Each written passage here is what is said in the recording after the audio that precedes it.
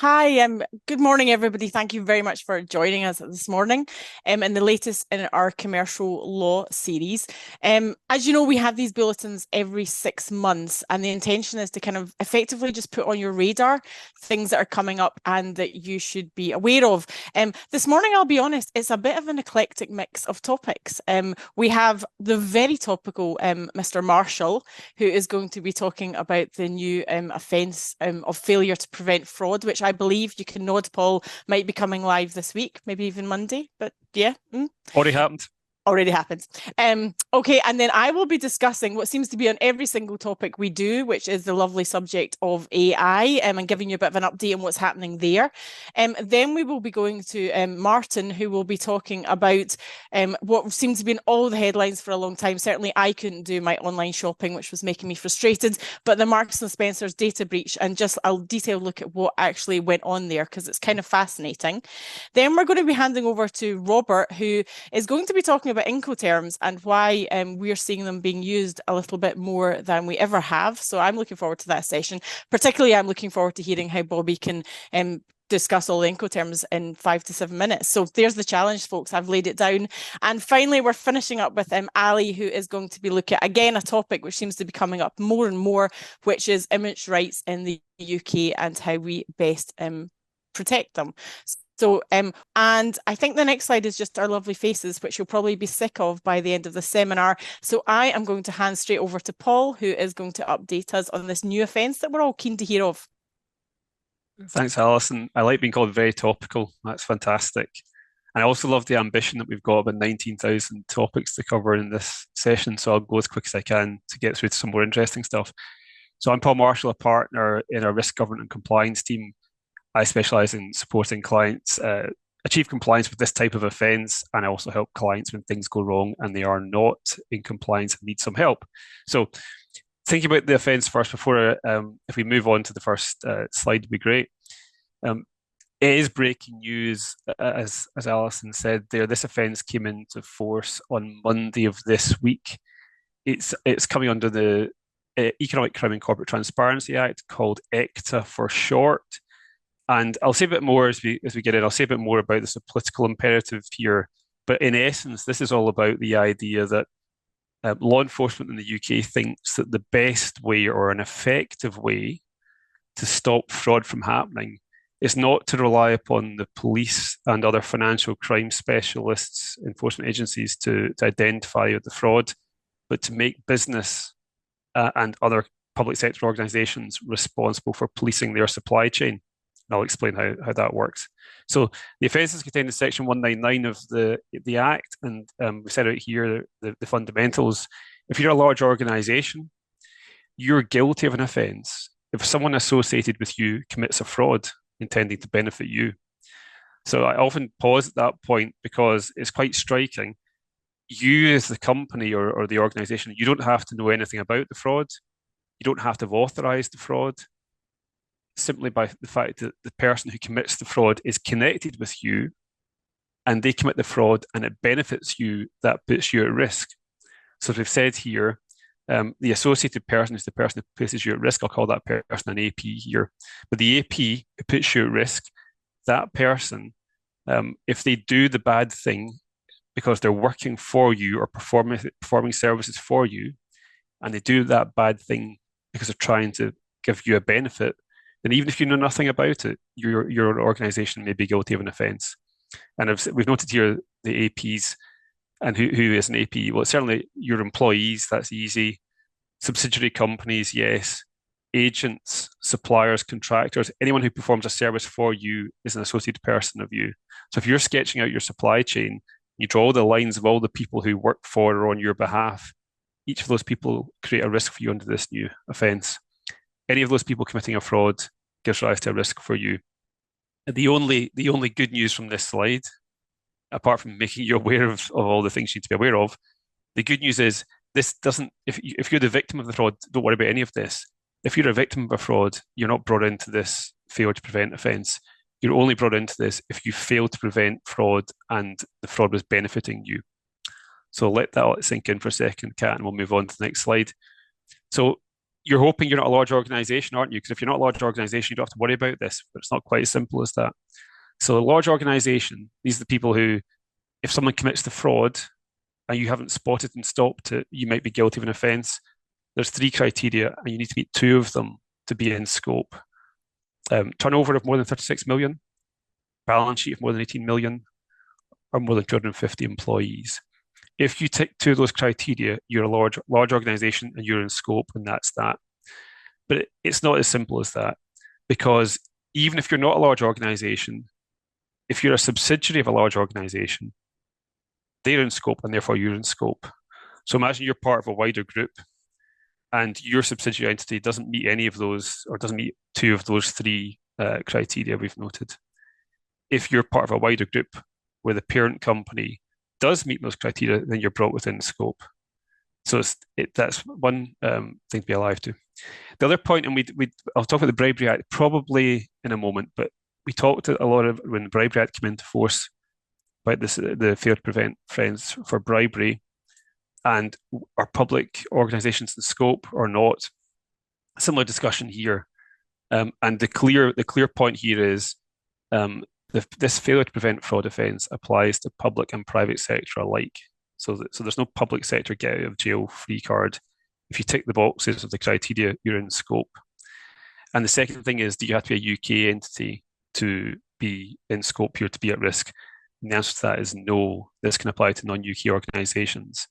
And the way to think about that is where the underlying fraud offence. So again, go back to the idea there's some bad actor committing a fraud. The person committing the fraud, where any part of that fraud offence or any part of the gain happens in the UK, that gives the UK authorities and the UK legislation the scope to intervene here. So create a fictitious scenario. You're operating in the Far East, but you have some business in the UK. If the fraud takes place in the UK, or part of the fraud takes place in the UK, then the Far East entity may be prosecuted. Another scenario, you're a UK entity, you have operations in South America. The fraud happens in South America, but the benefit, the commercial gain from that fraud comes to you in the UK, you can be prosecuted in the UK. So when we talk about extraterritorial effect, I just want you to take away from this, it's not just about things happening to UK companies in the UK. Okay, Kat, we'll go on from here. There is good news. The good news is there's a defence for having reasonable prevention procedures. So again, to rehearse the structure, you're this innocent company. Someone commits a fraud. You didn't ask them to do it. You didn't authorise them doing it. You're still guilty of an offence unless you had reasonable prevention procedures in place to prevent fraud. The UK government has produced guidance, which we've linked on the slides here, but it was published in November 2024. This guidance is saying if you want to have reasonable prevention procedures in place, here are the steps you should take. It's pretty flexible and fluid because the whole point of this is there isn't a one size fits all. You have to go through the effort of demonstrating you've thought about what you need to do to prevent fraud in your business. And I'll say a bit more about that in a second. I did say I would talk to you about how the Bribery Act is relevant here and also the Criminal Finances Act. So this failure to prevent fraud model is very much based on a model which came in with the Bribery Act back in 2010 and then was seen in the Criminal Finances Act for tax evasion in 2017. This is about this idea that you, as the top of the organisation, are placed or given this duty to prevent people working for or on your behalf doing the bad things. Now, why am I flagging that here? Because if you have already taken steps to comply with the Bribery Act, which has a failure to prevent bribery offence and prevention procedures in place as the defence there, if you've already taken steps to comply with the Bribery Act, or you've already taken steps to comply with the Criminal Finances Act and tax evasion, you should have some sort of model in place already of reasonable prevention procedures designed to prevent economic crime. And then the question is, can you adapt or update that to cover this new fraud offence? So when I say at the bottom here, take the opportunity now to review and build on existing compliance frameworks, you should already have, if you're complying with the Bribery Act, procedures in place that will give you a good model. It won't be exactly the same, but you'll have been through the process of how to do this with bribery and CFA previously. and Kat will move on from here. I've rehearsed here very briefly the UK government guidance. On the last slide, I gave you a link to. This is the 6 principles that are supposed to help guide you on how to implement your reasonable prevention procedures. It's the same 6 principles for fraud as were established for bribery. But I'll just take you through them very quickly. So that there's a nice hierarchy. It's a chronology here as well. Top level commitments. What does that mean? It means the senior people in the business need to be completely committed to preventing fraud by associated persons, and need to be able to tell that story. So that should be clear within the organisation. That doesn't just mean communications; it means taking the steps to implement processes. So, what's the first thing you have to do if you're serious about preventing fraud? You've got to risk assess where fraud is for you. You can't just produce sort of an answer. You have to know what the questions are first. So you do a risk assessment to work out where are the fraud risks for our organisation. That could be internal fraud risks. It could be external fraud risks. You record that. The language in the government guides is dynamic. I don't know if I've ever seen a dynamic risk assessment, but I understand what that means. It should be something which is kept under review. It should be something which properly stays and tracks with the life of the organisation. So as you grow, or as you go into different sectors, different markets, your risks will change. Your risk assessment should be alive to all of that. So you have your risk assessment. Once you've got your risk assessment in place, that gives you the basis to then implement your prevention procedures, because you know where your risks are. So they're the problems. Now your procedures are your solutions. And the key word here is proportionality. So again, what you're looking to do is be able to say, we worked out where our risks were, and then we implemented controls to manage those risks. So it all has to be real. There has to be real risks, real solutions. So what does the government guidance say? It says you've got to be clear, practical, accessible. Your procedures have to be implemented and enforceable. Due diligence side. So this is where we start getting into that third-party risk piece as well. When you're engaging with third parties or bringing on business partners, or we call them associated persons for the purposes of this legislation, you've got to apply your due diligence in the same way you would in any commercial setting. But the due diligence has got to look at the risk of fraud. Now, that doesn't mean you're saying to a potential business partner, are you guilty of fraud? Have you committed fraud in the past? It will be things like, what markets do you operate in? Yes, is there any reputational issues in the past? Have there been any investigations for fraud? Your onboarding questions should be looking at that for business partners.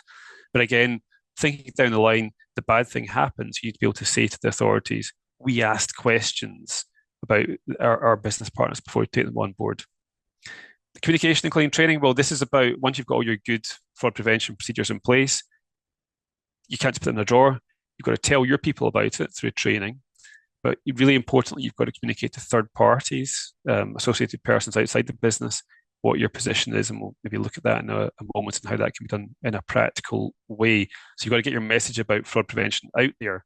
And then finally, you can't do this once, like this week, having heard this fantastic webinar, and then forget all about it. Every year you have to go back and think, are our fraud prevention procedures that we established back in September 2025, are those still relevant for us now that we're in September 26th, September 27, etc. So you can't let the thing grow old and no longer be relevant to you as an organisation. Keep it under review.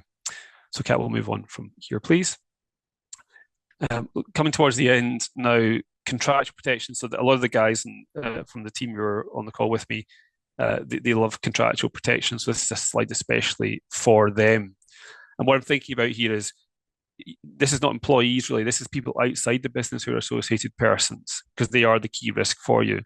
So there's things like you can have policies and procedures, yes, but having the very basic point of setting out in your contracts your expectations on how to manage fraud with associated persons is something you should be doing. So as we said at the beginning here, assessing the risk of fraud by those third parties, by those associated persons, should be part of your due diligence processes before you come into the relationship with them. And we talked about that in the last slide. And that should be recorded, and you should be able to demonstrate that to the authorities. So once you've got that third party on board, or once you're bringing them on board, what does the contract look like? Well, again, as we said earlier, you want to have contractual protections in place, but they have to be proportionate to the fraud risks presented by that associated person. If a person who's working for you goes off and commits a fraud, after the event, you're going to have to be in a position where you can say to the authorities, we had the right contractual protections in place here to protect against the risk of fraud by that third party. So I've listed here on the third bullet some examples of contractual terms. I'm not going to go through them all in detail here, but in essence, it's about communicating to your the counterparty your position on fraud and what kind of cooperation you want from them, or what reassurance you want from them. So do you want to see their policies, their fraud policies? Do you want them to report fraud to you if they identify it? That you want to cooperate with your fraud investigations? Do you want to impose your requirements on them to impose those requirements on their supply chain? What kind of termination rights you got to have in the event of a breach? Things to think about. The last bullet point here, just to flag, we often talk about having access rights or audit rights. Only put that in a contract if you really are serious about you're going to use it. The worst thing to do is have a really strong audit right of a third party or a counterparty. They commit a fraud and you've never audited them in any way, because then the authorities come along and say, you said you got this right to go in and look at that business. You never did it. They committed a fraud. You didn't do everything you could here to prevent the fraud. So again, be careful about that type of strong protection if you're not going to use it. Proportionality, the key, has to be about the actual risks that party presents. And if we move on, Kat, I think we're coming towards the end for me. So this is my extra time piece here. I'm just going to flag, apart from failure to prevent fraud, ECTA is a really nice piece of legislation because it makes it easier to prosecute companies as well. So in the old days, you used to have to be a senior manager, or really the top of the organization, I should say, the controlling directing mind for you to do something that would then mean your company could be prosecuted.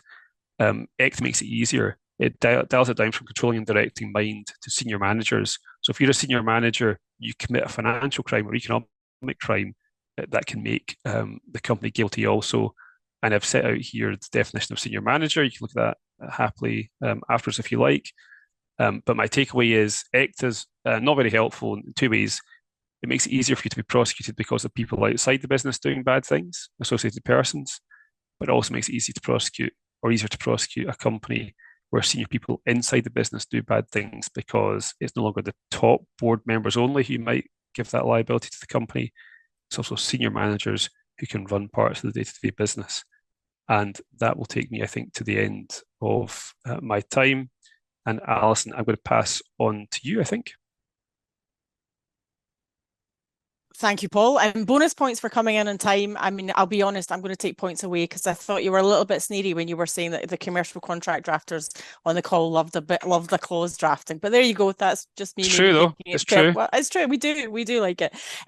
Remember, guys, if you have any questions for Paul, then pop them in the chat and we'll come to him towards the end. So I think I'm next up. I am going to talk about artificial intelligence. We seem to be talking about this in absolutely every seminar we do. And I think that what I'm about to cover could probably be called a holder email.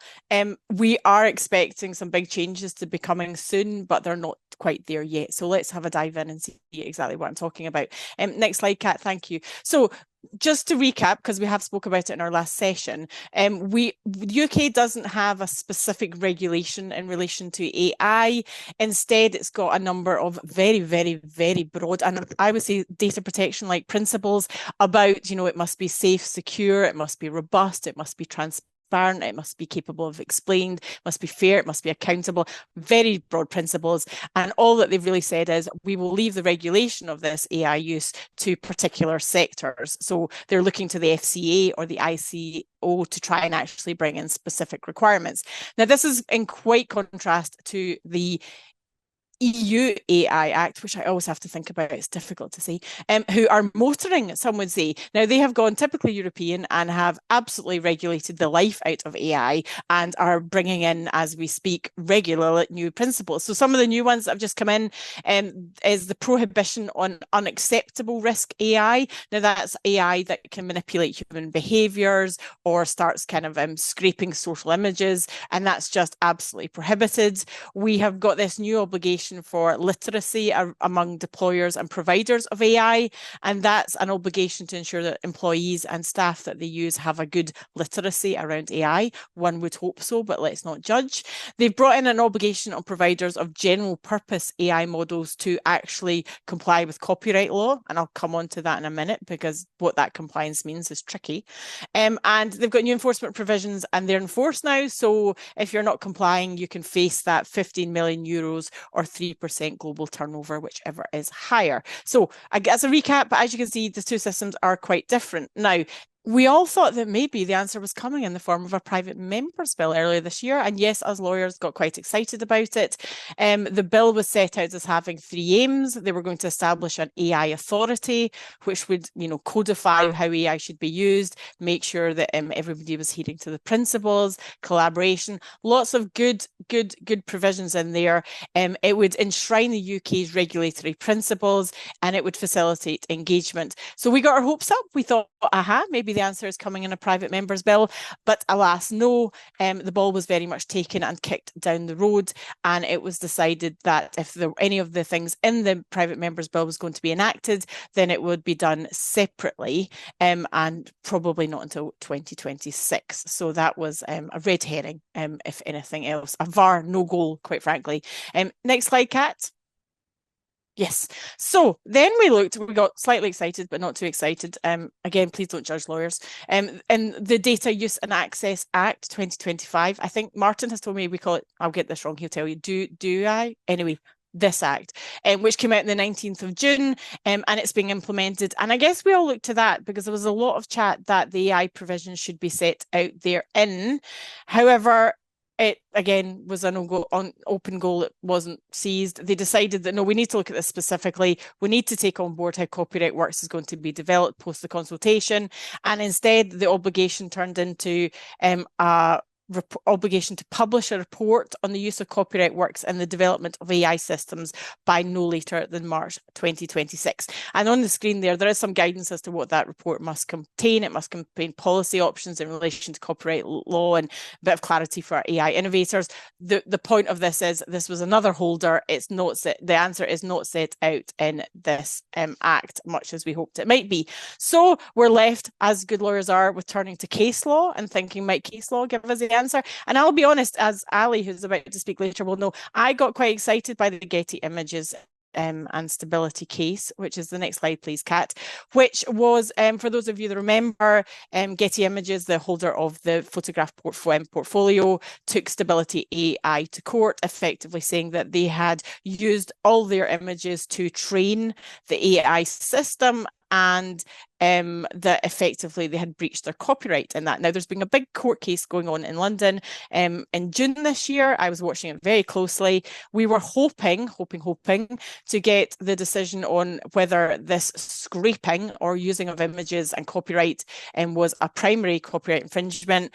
There was then a suggestion that if it wasn't that, could it be secondary copyright infringement? And then in typical lawyer fashion, they threw in for good measure trademark infringement, because the stability AI software, when it reproduced the images, forgot to remove the Getty Images watermark from some of their images. So they were claiming that was also trademark infringement. Now, we are still awaiting this judgment. It's not due yet, but spoiler alert, it's not going to be quite as exciting or definitive as we hoped. Try as they might, Getty were unable to prove primary copyright infringement. The reason being quite interestingly, because the servers where the copying is thought to have taken place were all out with the UK. And this was a kind of salutary reminder that copyright legislation is territorial. And because that copying was taking place on non-UK servers, they couldn't actually prove that there was primary copying in the UK, and they've all agreed that they can't prove that, and so it has been dropped. And so we are left with a bit of a damp squib, waiting to see the answers as to whether it might be secondary copyright infringement and indeed whether it might be trademark infringement. So again, I was getting quite excited, but it's been stolen from me at the last minute. So what else do we do in the meantime? We look elsewhere. So we have had a couple of good cases in the US, actually. Next slide, Kat, if you get a chance. The Anthropic case, which effectively involved a group of authors who were claiming copyright infringement on the basis that Anthropic had used all of their copyright work to train its AI system without its authorization.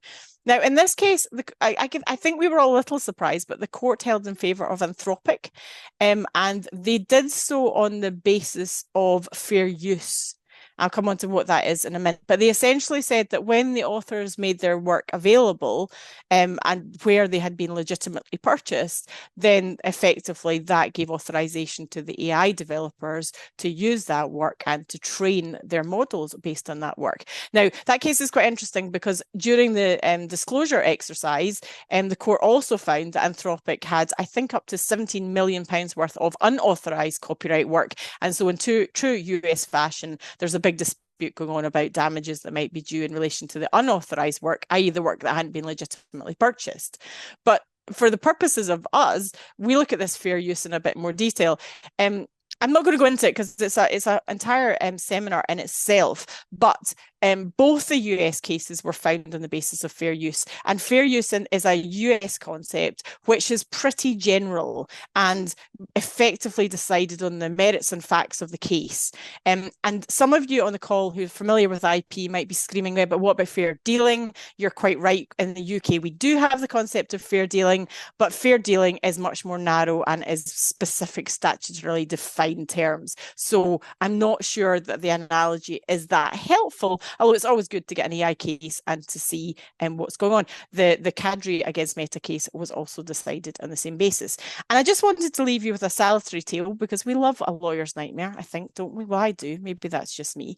But for those of you eagle-eyed will have seen the case in the High Court in June this year, where a lawyer filed some court filings which contained 18 fabricated cases which the AI system had effectively just loaded up for itself and indeed made up.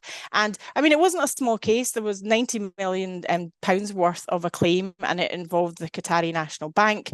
And somehow the court pleadings ended up with 18 non-existent cases. And Dame Victoria Sharp was fairly cutting in some of her commentary. I'll read it out because I couldn't do it justice. But she says serious implications for the administration of justice and public confidence are at stake here.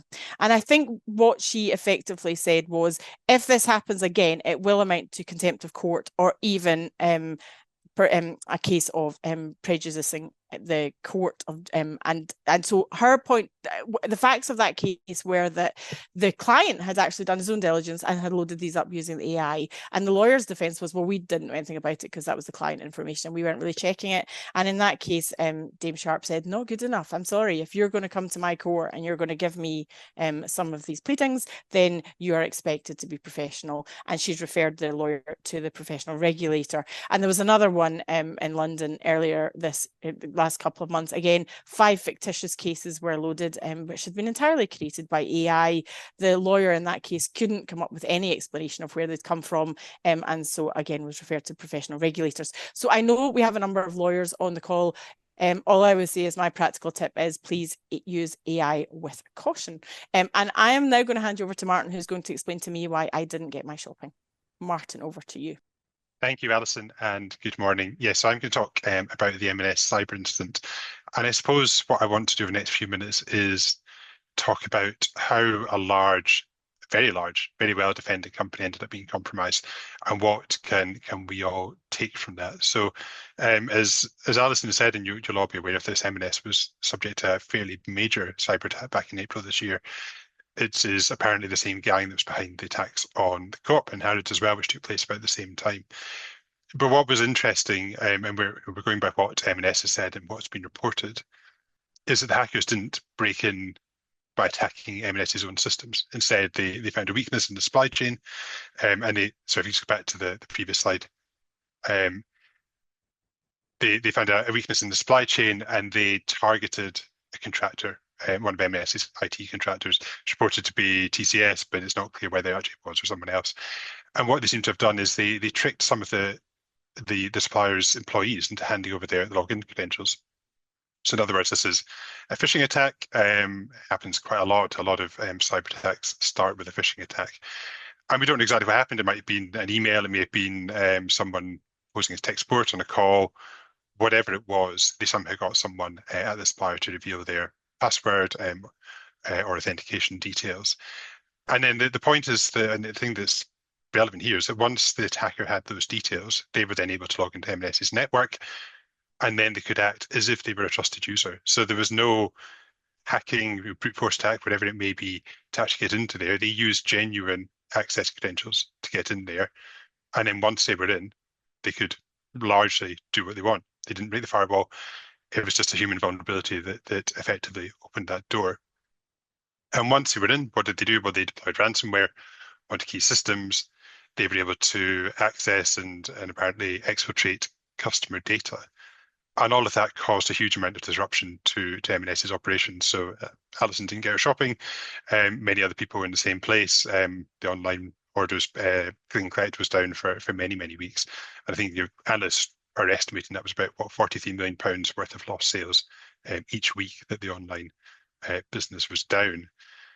Co-op suffered similar disruption. Anyone who tried to visit a branch of the co-op in May would have discovered fairly empty shelves, and that continuing for a long time after the attack. And so I think it's a good example of how a cyber attack can really hit a company in terms of its bottom line, but also huge reputational damage as well. Both those businesses suffered a lot of damage to reputation. Customers would have gone elsewhere because they frankly had no choice, and that is not a great place to be.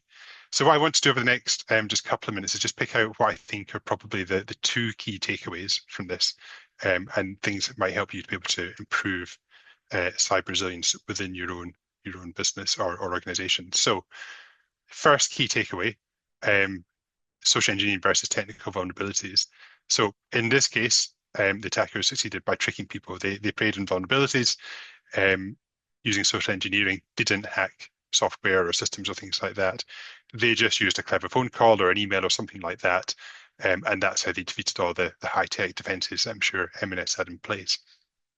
And this is often it's the easiest path for any attacker to get into business, because you manipulate human trust, and that's much easier to do than spending months trying to crack passwords or break through firewalls. And that's why most cyber attacks start with a phishing attack or some form of social engineering. And we're seeing a lot more sophistication on this. You hear stories about AI avatars, whatever, sort of fake Teams calls, people pretending to be a finance director, phoning up someone saying, can you make this transfer of money, or pretending to be IT support or something like that. There's lots of clever ways, and it's not just email, it could be video or phone calls. Doesn't take very much now to be able to imitate a real human being. So we've got that part of it. The second part of it is that staff who have privileged access to systems become prime targets. So that might be your staff, it might be your IT team, it might be people within your supplier as well. So they may have access credentials that actually then enable someone once they're in the system to move around and cause not a lot of damage. So what can you do to counter that? Well, I think there's two things to do. One of them is around that human factor, so looking at the education and awareness, and the second one is around the technical measures, so the backup defenses that you can put in place. So in terms of training and awareness, help your staff to understand how to spot a phish and a scam, and help them to understand the important role that they play in all of this, because ultimately, people talk about human error or humans being at fault. I would rather turn that around and say it's human vulnerabilities.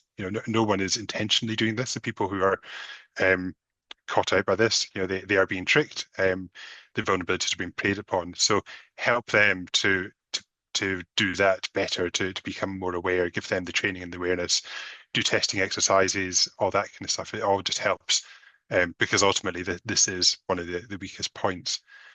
And then back that up by using technology. So think about your access controls in your system. So does someone really need to be able to access every system that you have, or do they just need access to certain ones?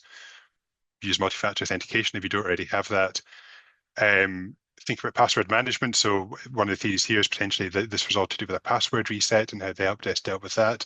So how are you policing that and making sure that the person requesting that is actually who they say they are? And then there's lots of good monitoring tools which can look and detect suspicious behavior on your network. So even for authorized, genuine accounts, they can say, well, hang on, that's an unusual access point because that's someone using a VPN in Russia, or they're transferring large amounts of data at 2 o'clock in the morning, and that account doesn't usually do that. So there's lots of good tools out there that you can use alongside training and awareness to help defend your organization. I think for all of this, it really emphasizes that everyone has a role to play in this, whether you are the new start who's just started at the bottom of the organization, right the way through to the CEO. Everyone has a role to play in this. Likewise, your vendors and suppliers as well in terms of your defense. And that takes me very nicely on to my second key takeaway from this. So your supplier's risk is your risk. So historically, I think a lot of organizations have focused on thinking about cyber risk within their organization and not looking beyond the immediate barrier, but the perimeter of their organization. But with the M&S one, this started in the supply chain, and the attackers got access through that external vendor. That's who they targeted. And if I want to target an organization, I'm always going to go for the weakest place. So you look at the supply chain and say, well, where will the vulnerabilities be with that? Who can I go after and try and find that? And if your supplier has a weakness in their defenses, then that compromises you as an organization. So you need to be thinking broader in terms of your own security perimeter, how you're approaching that, and the standards, the policies that you have in place, and making sure that your suppliers follow that. But also, I think thinking about business continuity and disaster recovery as well. So if one of your key suppliers is hit, what impact does that have on you as an organization? How do you recover from that? Do you have resilience in your supply chain? Is it someone you can swap in or swap out? What sort of backups do you have in place? How would you recover from that? And really thinking beyond that and the impact that your supply chain can have if they are compromised, and what you can do to defend against that. So diligence is really important. So at the point of procurement, properly asking questions around cyber resilience. Robust contracts are essential. They're not the be all and end all, because a contract doesn't help in the immediate heat of the moment. But if you have strong controls in there and obligations, then that should help if you monitor that to ensure your suppliers are doing what they should be doing. But also don't just focus on IT suppliers. So cyber risk is relevant to any critical supplier a business might have. So if you're a manufacturing business, then your supplier of raw goods will be critical to you. People who run your logistics, who take your products to market will be important. The people who provide resourcing will also be important. And I think historically, again, a lot of businesses have only thought about cyber risk in relation to their IT providers. They've not said, well, hang on a minute, our logistics company is critical to get our product from the factory to the shop floor. If they get attacked, then we can't get a product to market. So actually, if cyber resilience is just as relevant to other suppliers as it is to IT providers. So think really broadly about that within your supply chain diligence, the contract clauses you put in. Don't just think about it in relation to IT. And then the final point around supply chain is just around regular audit. So a bit like as Paul said on ICTA, there's no point having audit rights if you don't actually follow up on them. And with all of this, if you want to avoid being the next M&S, then auditing your suppliers is key. Actually checking they're doing what they're doing penetration testing, making sure they're doing penetration testing, doing end-to-end testing of your defenses, your incident response plans, and making sure everything works together is critical. And if you do all of that, then that helps to put you in the best place. Finally, I just want to talk a little bit about some new legislation that's coming down the track. So the government has announced a cyber security and resilience bill, which will come in the next couple of months, and this will update the current NIS regulations, so a bit similar to what we have seen in NIS2 in the EU. And that will expand these obligations to new sectors and new entities. Somebody on the call may be brought within direct scope of that. But the really interesting thing, I think, for a lot of businesses is that there will be new obligations on IT managed service providers. So they will have direct obligations under the new legislation around cybersecurity, and that should help for a lot of organisations improving their resilience where they rely upon a third party providers. There's also some other supply chain duties coming in for certain entities, and flexibility for the government to change the framework without needing primary legislation in the future. So it should be kept better up to date. And then the final thing is just as part of that, the government's also been working on a number of codes of practice. So these have been developed with the National Cybersecurity Centre. The most important one, I think, for everyone on the call is the Cyber Governance Code of Practice. So that is designed to help boards of organisations to manage cyber risk. And there's lots of good training materials and toolkits that come alongside that. So if you haven't yet implemented a cyber resilience strategy, then that is a really good starting point in terms of the framework that's in there. And we also have some specific codes that come in for software and AI systems, again, designed to mitigate the cyber risk associated with software and AI. So worth looking at those if you've not done so. I put a link there to our summary on the website. We'll also include that in the recording that we send out after today's webinar. That's all I want to say on cyber at the moment. Very happy to take some questions at the end, but I will now hand over to Bobby, who's going to talk about Incoterms. Thanks, Martin. And I'm going to move us away from AI and cybersecurity, as Alison says, a bit of an eclectic mix today, and move us on to international trade and Incoterms. So as President Trump's trade strategy continues to disrupt supply chains globally, it's clear that companies contracting internationally are going to face higher commercial risks and need clearer contractual terms to try and manage those exposures. And as a result of that, a lot of businesses are increasingly turning to Incoterms to try and provide a stable framework. And in our experience, there's a general trend, I think, towards buyers looking to push sellers to take ever more increasing responsibility. So against that backdrop, we thought a brief overview of Incoterms would be timely.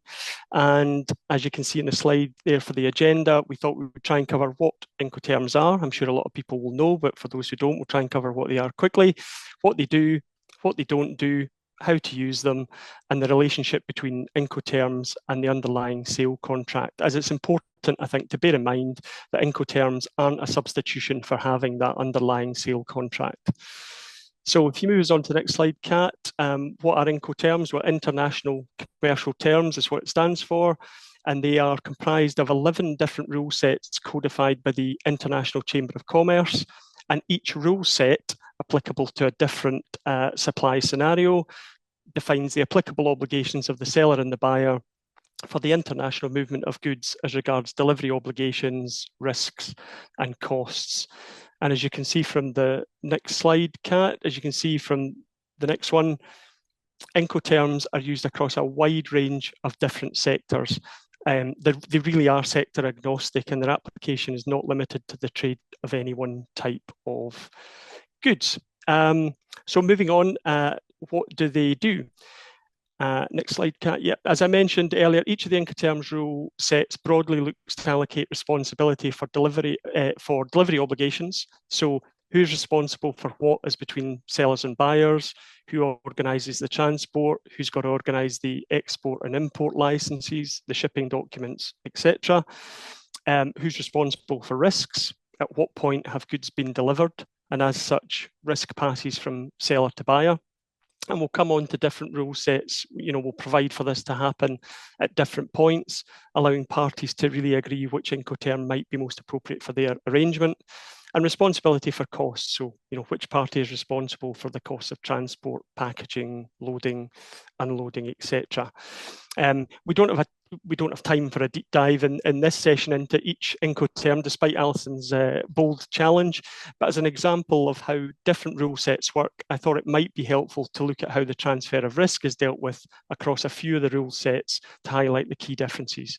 Thanks, Kat. So, looking at this one, depending on which rule set the parties choose, obligation A3 and B3 in each Incoterm rule set will provide that delivery will take place and risk will transfer from seller to buyer at different points. So this could be at one extreme, being the most seller friendly when goods are made available and risk transfers to the buyer at the seller's premises. So that would be a traditional sort of ex-works arrangements, through to delivery and risk only passing when the goods are delivered to the buyer at the buyer's premises. They've been cleared for import and ready to unload, and that would be at the other end of the scale there, and that would be something like delivery duty paid Incoterm rule. As you can see, there's obviously various alternatives in between, with some of those ones in the middle being applicable to certain Incoterm rules sets, which are only really for carriage by sea or inland waterway, and those might provide for delivery at a destination port rather than the buyer's premises. But those would be sea ship specific.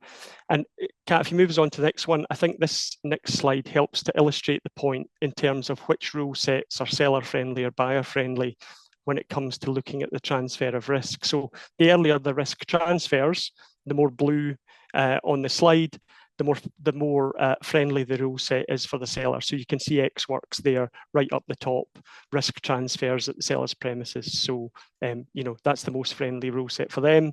And each rule set also looks to allocate responsibility for supply costs, again, on a sliding scale basis, consistent with when risk would transfer. So as a general rule, I think, again, X works will be more seller friendly in terms of cost allocation than those with less blue on the scale. And we can maybe turn to look at a few examples which hopefully can draw out some of that clarity. So if we take an X works example for the purchase of equipment, the seller delivers the goods to the buyer when it places the goods for collection at the disposal of the buyer at a named place. As I say, that is more than likely going to be the seller's premises. The seller doesn't need to load the goods onto any collecting vehicle. It doesn't need to clear the goods for export where that's applicable. So risk will transfer when the goods are placed at the disposal of the buyer. Export and import costs would be for the buyer, and loading and unloading risk would be for the buyer. So very, very seller friendly. If you move us on to example 2, Kat, so something like DDP, delivery duty paid. The seller delivers the goods to the buyer when the goods are placed at the disposal of the buyer on the arriving transport ready for unloading. And normally that would be at the buyer's premises. So, seller bears all the risks involved in bringing the goods to the named place of destination. The seller's got to clear the goods for export where applicable, as well as for import, and pay any duties and clear any customs formalities. And so risk only transfers when the goods are ready for unloading at the place of destination. And export-import costs in that scenario would be for the seller. Loading risk would be for the seller, and only unloading risk would be for the buyer. So as you can see in that scenario, much more buyer friendly. And I think if you are going to use Incoterms rules, it's really about getting into analysing each of the 11 rule sets and trying to determine which one I think would be most applicable for your circumstance. So moving on, what do they not do? As we said earlier, they're not a contract for sale, but instead will become part of the contract for sale into which they are incorporated.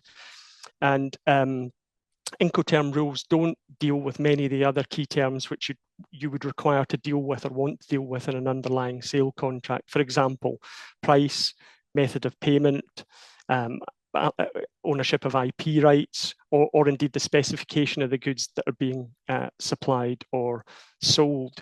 As we said earlier, Incoterms are not designed to reflect the sale of one particular type of goods. They could be as applicable to the trade of iron ore as to a pallet of flowers. So really the specification of the goods must be dealt with in the underlying contract of sale. So moving on, how do you incorporate them? It's important, if you are going to use them, to try and incorporate them properly into your contract for sale.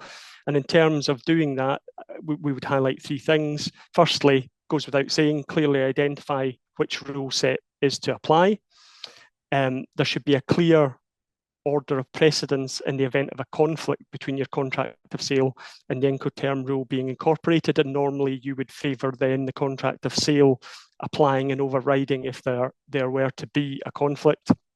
And lastly, as much detail as possible should be used in describing the place of delivery, because that's the point at which risk is going to transfer. So in the example there on the slide, if we just inserted Paris only as the delivery point, that would obviously create uncertainty as to when risk has transferred from seller to buyer.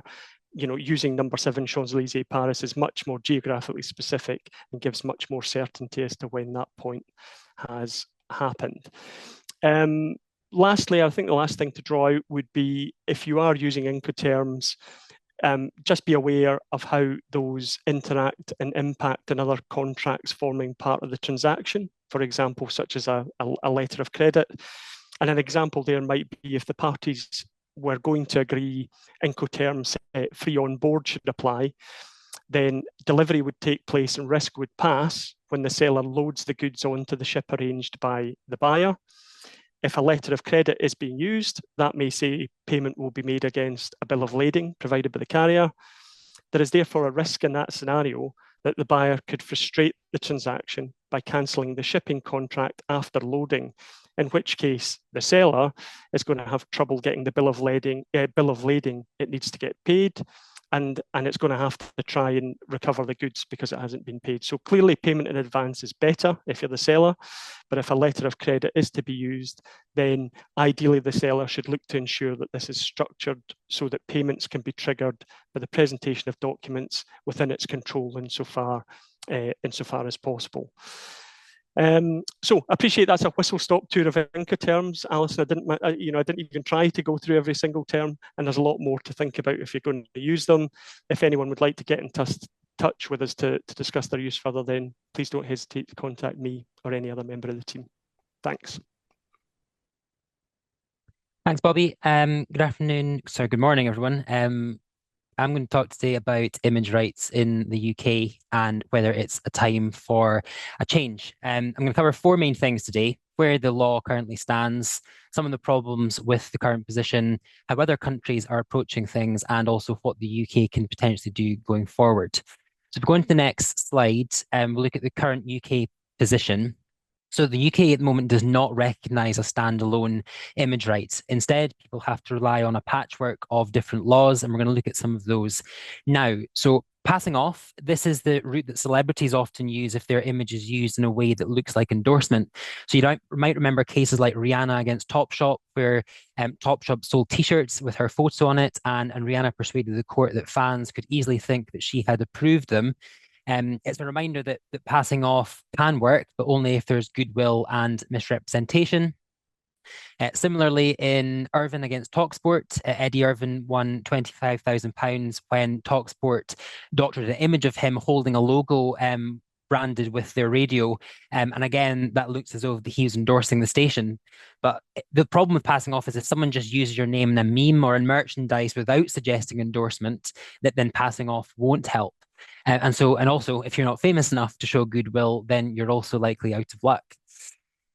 Privacy and misuse of private information. So this protects private images used without consent. So you might remember cases like Campbell against MGN. So Naomi Campbell successfully stopped publication of photos of her leaving a Narcotics Anonymous meeting.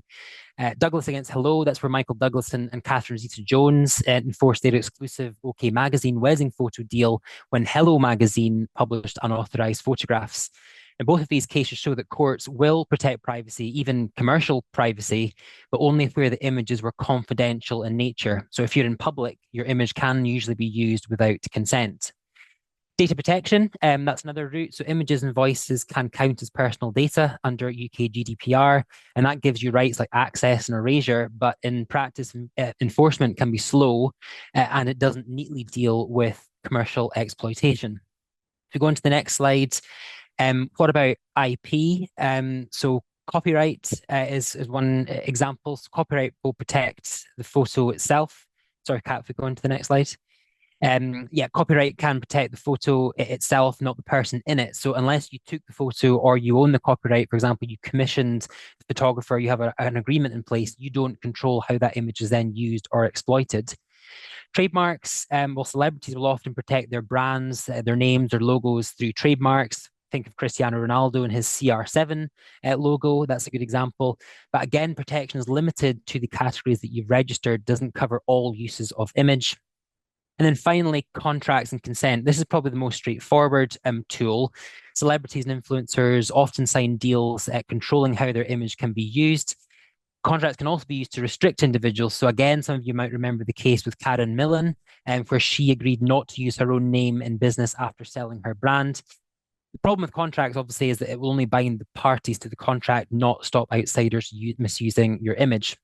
So the upshot there is that there are ways to protect your image in the UK, but it's fragmented, it's complicated, and often inconsistent. And as we'll see on the next slide, there are other criticisms of the current approach. Uncertainty is one of the criticisms. So without a statutory image right, outcomes are unpredictable. So yes, Rihanna might have beat Topshop, but a small change in the facts of her case, she might have lost. There's also the debate about famous against ordinary people passing off trademarks. These things work for celebrities, but not for someone who's, I don't know, their holiday snap ends up going in an advert, or their face is turned into a meme, for example. And many argue that this should all be about basic dignity, not about how famous you are. I guess the most common criticism at the moment is that the law has not kept pace with digital media. So deep fakes, we're seeing a lot of them pop up. So fake videos of CEOs giving speeches, AI generated songs and celebrities' voices. The problem here is though that it's not an actual recording or a photo. And existing laws don't catch it easily. It's a digital version of that. So you might try passing off, you might try defamation or data protection, but none of those laws or causes of action were designed with deep fakes in mind. And then finally, there's no post-mortem protection in the UK. So once someone dies, their image can be used commercially without the estate's control unless there's some form of IP protection. And that feels out of step with other countries where families can control and benefit from a loved one's legacy, as we'll see on the next slide. So how have other countries dealt with this? Well, France and Germany, they have image rights tied to privacy and personality. The general rule in these countries is that you need someone's consent to use and publish their photo. There are exceptions for news reporting and public events. It's about dignity as much as it is about commercial value. In the US, they focus more on economic value of a person's image. And many states recognize a right of publicity, which means that you can control, profit from the commercial use of your name, your likeness, your voice. And in many states like California, that right even continues decades after death, which is why states like the celebrities, Elvis Presley, Marilyn Monroe, they can continue to control commercial uses long after death.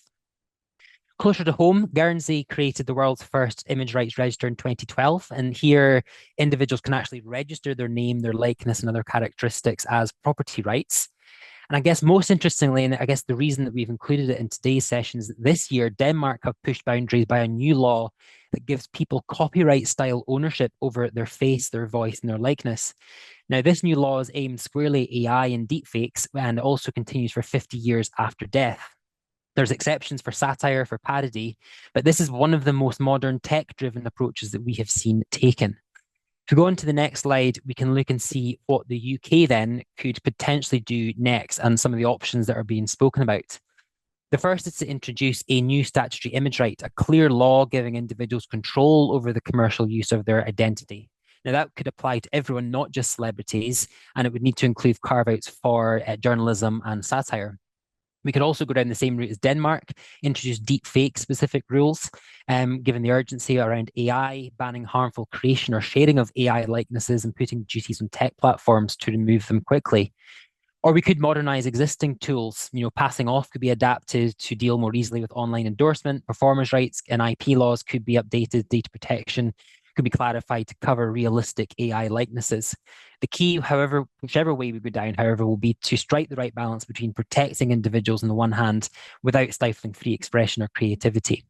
So to wrap up then, right now, the UK relies on a patchwork, workable in some cases, but not designed for today's digital world.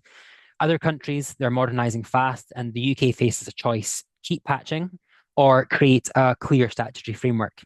And so for businesses and many of the in-house lawyers on today's session who deal with brand partnerships, influencers, celebrity endorsements, sports and media personalities, even before reform, it's worth thinking about whether you need to review your contract with influencers, employees, and brand partners to make sure that they deal explicitly with likeness and synthetic media to the extent that that's relevant to your organization. So I appreciate that was very fast. I've got an eye on the clock, so I was trying to go through that at some speed so we've got times for questions. And so with that, I will now hand back to Alison for the Q&A session. Thank you. Thank you, Ali. Sorry, this always happens. The poor speaker at the last kind of gets to do the talk on fast forward, I think. We've had a couple of questions in. We probably don't have time to go through them all just because I want to get finished in time. Somebody's asked if they can please have a copy of the slides, and absolutely we'll make sure that they get to you. Sorry about the tech issues that were happening. I know the slides disappeared at one point, but I think a couple of questions that kind of point to the same one, and I'm afraid, Paul, it's for you. That will teach you to be topical. But the question was, is there somewhere some sort of policy document that a business can use which will satisfy all the new requirements? Paul, are you able to take that one? Yeah, sure. We're always asked this question. It'd be great if there was like a single off-the-shelf policy that you could just pull down and say, this is it. the problem with this legislation is it's specifically designed to not let you do that. So that whole point around you must be able to demonstrate you've carried out a risk assessment and then you prepare a policy which meets your actual risks. That means that you can't just take something off the shelf. You might be able to have a style that you can adapt, but you have to have a risk assessment in front of it that shows you you've personalized it to you. So sorry, there's no simple, easy policy there. Thank you, Paul. I think that was the wrong answer, but the right Sorry. one, so that's fine. Right, everybody, thank you so much for joining us. You will get access to the slides afterwards. There is a survey at the end of it, and we really, really appreciate all feedback. Just any topics that you think you would like to have covered, any topics that you think are less relevant to you. It helps us adapt and make sure that we're tailored for in the next session that we do. Just a flag, coming up in the next usual 3 monthly spot is our data protection and GDPR update, which I think is our most subscribed and attended seminar update. So I don't know what that says about data protection, but there you go. It proves to be very popular. Just a little slide about our new contract lifecycle management system. There's a video there which you'll get when you get the slides. Have a look at it. It will help you manage how you do contracts, how you negotiate contracts, and how you kind of keep on top of contracts going through their life cycle. So have a short look if you have time. And thank you to my speakers. Thank you very much to everybody for joining in today. And please enjoy the rest of your day. Thank you.